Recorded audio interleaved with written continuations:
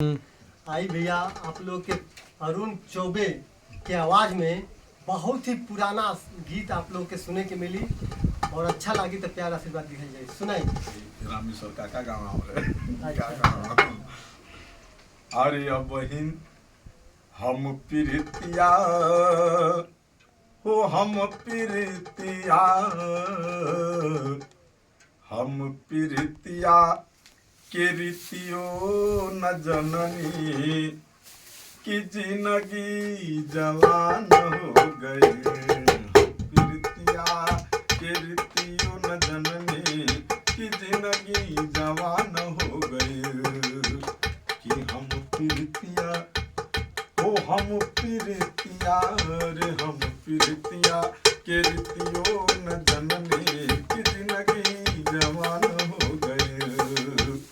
उनका तर्ज रहे, लेकिन एगो गीत गावे में उनको भाव खा रहे कि अब हिंदुलहा हो अब हिंदुलहा रे अब हिंदुलहा हो अब हिंदुलहा के बारी बाऊ मरिया कि दुल्हनी पुरान हो गई।